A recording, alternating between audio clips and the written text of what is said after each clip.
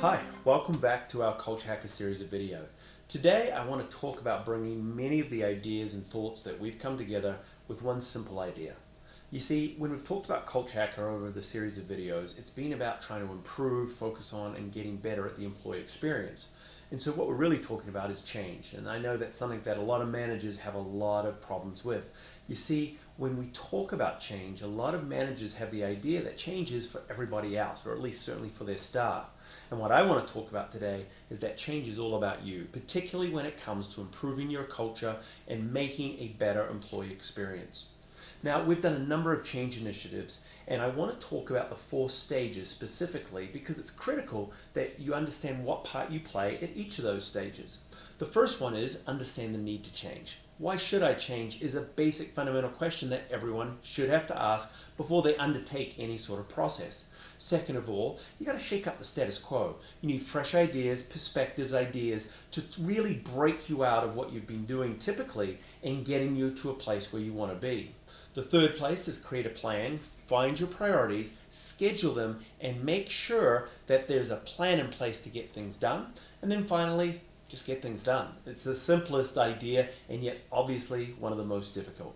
So let's start with the first idea, recognizing the need to change. Why should we be so focused on culture and improving the employee experience?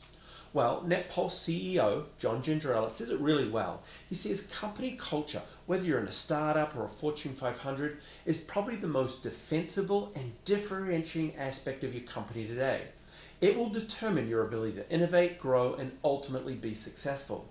You see, we think culture is so important because it really will determine how well your employees will take care of your customers. It'll determine how much effort they put in on a day-to-day basis. It'll even determine whether they're going to stick around with you long term. In a much bigger picture, I would suggest that culture is all about the performance of your organization and more importantly, its profitability. So you see, culture is the main thing. And if you don't believe me, there's plenty of articles, statistics, research out there today to back this simple idea up. You must be focused on culture. So, if you recognize that you need to improve your culture, which means the mindset and attitude of your team are not where you want it to be, then that's your need for change. The second step is now bring in some fresh ideas. Get some new perspectives on what needs to happen next. Now, keep this in mind. Leadership author John Maxwell says, the greatest enemy of tomorrow's success is today's success. How does that apply to you as a manager? Well, think about it. You're a manager, an executive. You may be running a large company right now. The reality is what you've done in the past has made you successful today. That's your thinking, everything about you. And so to keep going down this track means that you're not willing to change. See, it's important to understand that our market, our economy, our workforce, everything is changing so quickly. We've got to be constantly evolving, constantly learning, whether you like it or not, constantly changing. And so it's important to understand that some of the best managers, leaders I know are constantly getting input from in and outside of their industry. They're talking and meeting with experts and they're checking out books, articles, books like mine, Culture Hacker, to see what they could be doing better to make things better for their employees. So I've got to challenge you. How much reading, how much researching, how much are you looking outside of what your comfort zone is to get better in terms of culture today?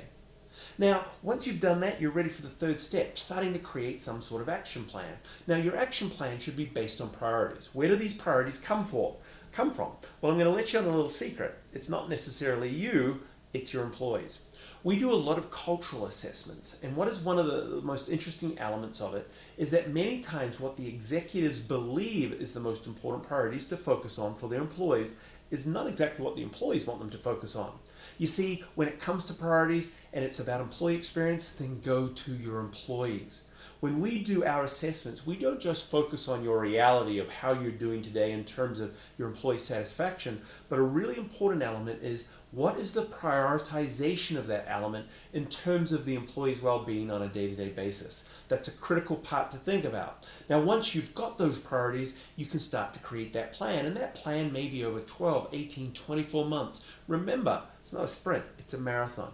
This is going to take some time, but the most important thing is you have your plan. And then the final part of this is that we have to start executing on it. And you see, when it comes to execution, there's one thing I would urge all managers that we need to do a better job of, and that's scheduling our priorities. You see, a lot of things that we talk about fall under this leadership sort of category. Things that aren't necessarily urgent, though we know they're kind of important, but the problem is with many things going on around us, we never actually get to on a day-to-day basis. You've got to start scheduling, making these priorities and daily tasks critical to your overall managerial routine. Vince Lombardi was a famous football coach, and I think he said it really well. He says, when all is said and done, often more is said than done. Remember that, managers. Again, we're very good about saying we're going to get things done. We're not so good at actually getting things done. Yet, if you're going to impact your culture, you've got to get things done when it comes to your employee experience. President Thomas Jefferson said it, if you want something you've never had, you must be willing to do something you've never done. Listen, I assume you know culture is a priority. I'm not sure you know exactly all the elements and methodologies to it, and that's why I created my book Culture Hacker to help you in sort of guiding you in that direction. But the thing that you've got to understand is that for the success of your company, success of your customers, and the success of your employees, those things that you've never done, those little leadership elements, those focus on making the employees the most important thing in your organization, is exactly where you need to be today. Listen, good luck out there. Check out, send me a note, comment, come and see me on shanegreen.com. I'd love to hear from you. Look forward to seeing you again soon. Take care. Cheers.